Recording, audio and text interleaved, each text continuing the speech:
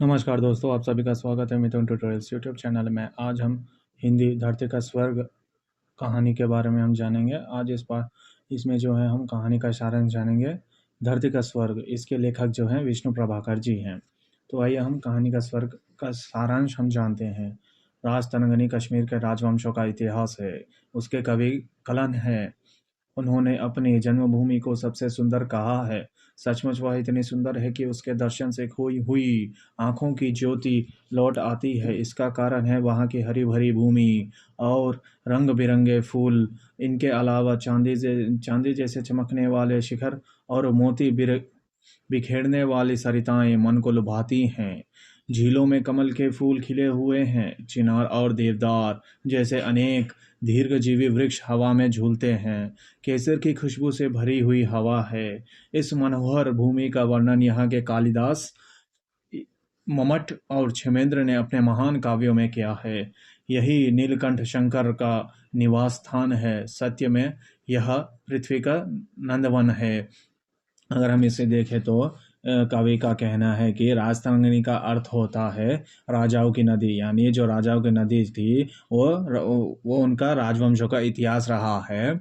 और उसके जो कवि थे उनका नाम कलहन था। ये कवि जो हैं कलहन, उन्होंने अपनी जन्मभूमि यानी उनकी जन्मभूमि को सबसे जग में जो है सबसे सुंदर कहा है। और उन्होंने इस सुंदरता को दर्शाया है ऐसे कुछ तरह की। वो कहते हैं कि अगर मनुष्य की जिसकी रोशनी खो गई होगी, वो कश्मीर अगर चले जाए तो उसकी आंखों की रोशनी वापस आ जाती है। वह उनका कहना है। और उन्होंने इसका कारण बताया है कि वहाँ पर हरी भरी भूमि है, पेड़ पौधे हैं, रंग बिरंगे फूले हैं। और इसके अलावा जो है चांदी जैसे चमकने वाले शिखर भी हैं वहाँ पर। यानी शिखर का अर्थ जो होता है वह पीक होता है। वहाँ पर चांदी जैसे चमकने वाले शिखर हैं, शिखर का अर्थ पीक होता है। और बिखेरने वाले सरिताएं जो हैं वहाँ पर मन को लुभाती हैं। और इनके अलावा कवि का कहना है वहाँ पर जो है झील, यानी जो ऐसे ढल डल लेक ऐसे रहते हैं ना, वो झील जो रहते हैं वहाँ उसमें जो है कमल के फूल खिले हुए रहते हैं। और वहाँ पर जो है दीर्घजीवी यानी अनेक सालों तक जो जीवित रहते हैं उसे दीर्घजीवी कहते हैं। उस तरह के पेड़ जो हैं यानी वृक्ष हवा में झूलते रहते हैं। उसके दो उदाहरण इधर दिए हैं, चिनार और देवदार। ये दो पेड़ जो हैं, इस तरह के अनेक पेड़ वहाँ पर हैं, लेकिन उदाहरण के लिए चिनार और देवदार दिया गया है। वहाँ पर इस तरह के अनेक पेड़ हवा में यानी वृक्ष हवा में झूलते रहते हैं। इसे दीर्घजीवी वृक्ष कहते हैं। और वहाँ पर जो है वहाँ पर हवाओं में यानी एयर में एक केसर की खुशबू की तरह हवा हमेशा महकती रहती है। और वो जो है और ये भूमि, ये जो धरती का स्वर्ग जिसे कश्मीर हम कहते हैं, उस भूमि की वर्णन जो है कई कवियों ने किया है। जैसे कालिदास, मम्मट और क्षेमेंद्र ने जो है अपने महान काव्यों के द्वारा उन्होंने अपने काव्यों में इसका वर्णन किया है। और नीलकंठ महादेव शंकर जो हैं वो उनका निवास स्थान भी वही है। और अगर हम सच में कहें तो ये सबसे सुंदर है, पृथ्वी का सबसे सुंदर है। और ये पृथ्वी का ही नंदवन है। कश्मीर का डल झील अत्यंत प्रसिद्ध है। उसमें सैर करने वाले पर्यटक हाउस बोट में बैठते हैं। वहाँ से देखते हैं कि प्रभात की अरुणिमा पहाड़ियों से होकर घाटी में उतर रही है। झील के चारों ओर खेत ही खेत हैं। उन उनमें कश्मीर की नारियां काम कर रही हैं। किशोर और किशोरियां शिखरों में बैठकर खरीदना बेचना कर रहे हैं। झील में लाल कमल खिले हुए हैं। दिन चढ़ते ही पहाड़ियों का प्रतिबिंब झील के पानी में दिखाई देता है। ऐसा लगता है वह स्वयं घाटी के सौंदर्य को देख रही हो। डल झील सजीव है, रंगीन चित्र मात्र नहीं। उसमें पर्यटक जी सकते हैं, अनुभव कर सकते हैं। कवि का जो कहना है कश्मीर में जो है डल झील यानी डल लेक जो है वो जो बहुत ही फेमस लेक है यानी बहुत प्रसिद्ध लेक है। उसमें जो है पर्यटक यानी टूरिस्ट जो रहते हैं हाउस बोट में बैठकर वहाँ के डल लेक के आसपास पूरा सैर करते हैं। और वह इसे कुछ इस प्रकार से दर्शाते हैं कि प्रभात की अरुणिमा यानी जो सुबह सनराइज जो होती है उसकी, और सनराइज के साथ पहाड़ पहाड़ियों जो रहती हैं यानी माउंटेन से होकर वो घाटी में उतर रही इस तरह दिखाई देती है। और झील यानी लेक के जो चारों ओर है खेत ही खेत हैं, और उस खेतों में जो है वहाँ की कश्मीरी नारियाँ वहाँ पर काम कर रही है। और कवि और कहते हैं कि किशोर और किशोरियां जो रहती हैं शिखरों पर यानी पीक पर जो बैठकर खरीदना बेचना कर रहे हैं झील में। और झील में जो है लाल कमल खिला हुआ है।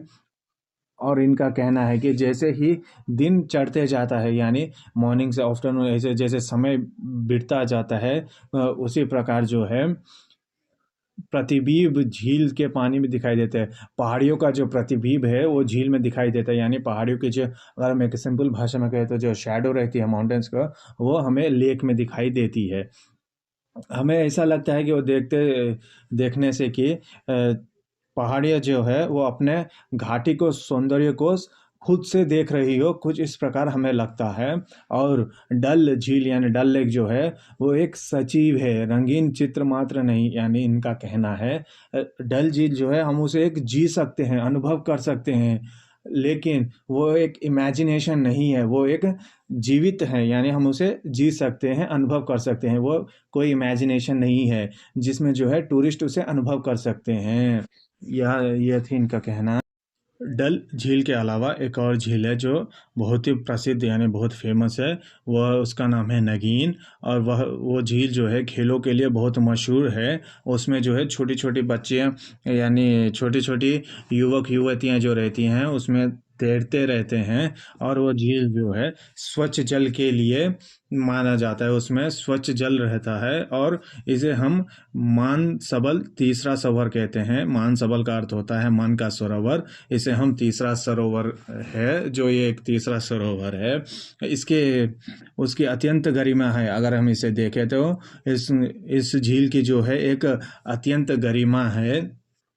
और उसके चारों ओर जो है ऊंचे धवल शिखर हैं, यानी ऊंच उसे उसके चारों ओर जो है ऊंचे धवल पीक शिखर यानी पीक जो हैं चारों ओर से हैं। वे मानो राजमुद्रा में उसकी स्वच्छता और सुंदरता को देख रही है। वह ऐसा लगता है कि राजमुद्रा में वो उसकी स्वच्छता को और सुंदरता को देख रही है। वह सबसे गहरी है, और वो झील जो है सबसे गहरी है, यानी बहुत अंदर तक है, डीप है, ये कवि का कहना है। और उसका जल हरित नील वर्ण वाला है। उसका जल जो है हरित नील वर्ण वाला जल है। और सूर्यास्त की फोटोग्राफी के लिए वह आदर्श है। और ये नगीन झील जो है मानसबल तीसरा सरोवर जो है सूर्य अस्त यानी सनसेट के टाइम में जो है फोटोग्राफी के लिए वह जगह जो है एक आदर्श है। वहाँ पर हर कोई फोटोग्राफी अपना एक फ़ोटो लेता है, उससे फोटोग्राफी के लिए वह आदर्श है। मानसबल के वर्ण से लेकर मानसबल के वर्ण से लेकर लेखक गदगद हो उठते हैं। मानसबल को जब लेखक वर्णन करते हैं उस तो वह गदगद हो उठते हैं। और इसके अलावा जो है उसी क्षण लेखक को लेखक को शेषनाग की याद आ जाती है। शेषनाग हरे रंग की झील है। शेषनाग जो है ये भी एक झील है, और इसका रंग जो है हरा रंग रहता है, यानी ग्रीन कलर का रंग है इसका। लगभग वह 12,000 फुट की ऊंचाई पर है।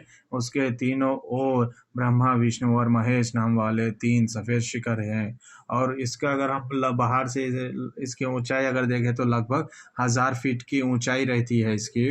और अगर हम इस शेषनाग झील के तीनों ओर से अगर हम देखें तो ब्रह्मा विष्णु और महेश नाम वाले 3 सफ़ेद शिखर है। लेकिन सबसे बड़े पहाड़ी झील तो कोसरनाग है। लेकिन इसके अलावा भी जो है सबसे बड़ी और पहाड़ी झील जो है वो कोसरनाग है। उसमें बर्फ के तोते तैरते रहते हैं और ऋतु के अनुसार रंग बदलती रहती है। इस कोसरनाग जो झील है इसमें जो है बर्फ के तोते तैरते रहते हैं, और ऋतु यानी समय के अनुसार अगर हम कहें तो सीजन के अनुसार जो है ये अपनी रंग बदलती रहती है। और इसके अलावा पवित्र गंधार बल है जो हरमुख की ढाल ढलानों पर स्थित है। ये सभी झीलें बर्फ से भरी रहती हैं। और इसके अलावा जो है पवित्र गांधार बल जो है एक जो है हरमुख की ढलानों पर स्थित है। हरमुख जो है उसके ढलानों पर यह स्थित है। और ये सभी झील जो हैं चारों तरफ से बर्फ से हमेशा भरी रहती हैं। और एक अन्य भूलर झील है जो एशिया में सबसे लंबी ताज़ा पानी की झील है। और इसके अलावा जो भी है एक और झील है एशिया में जो है सबसे लंबी झील और ताज़ा पानी के लिए मानी जाती है। उसका नाम भूलर झील है, यानी भूलर लेक है। वेदकाली वेदकाली प्रसिद्ध नदी वित्सता इस झील में आत्मसमर्पण करती है। और वेदकालीन जो है प्रसिद्ध नदी वो वित्सता इस झील में जो है अपना आत्मसमर्पण करती है। लेखक कहते हैं कि ये झीलें आदमी को संजीवनी से भर देगी। और लेखक का यह मानना है कि मनुष्य को जो है ये सभी झीलें संजीवनी से भर देगी। अपने सौंदर्य के कारण कश्मीर धरती का स्वर्ग है। और कश्मीर जो है अपने सौंदर्य यानी अपने एक अद्भुत सौंदर्य के लिए जो है ये धरती का स्वर्ग है।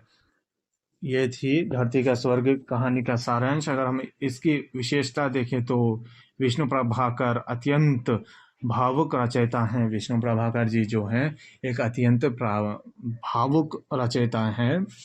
भाषा शैली उनकी जो है भाषा और शैली जो है दोनों में वो काव्यात्मक है, यानी भाषा और शैली में जो है वो काव्यात्मक है।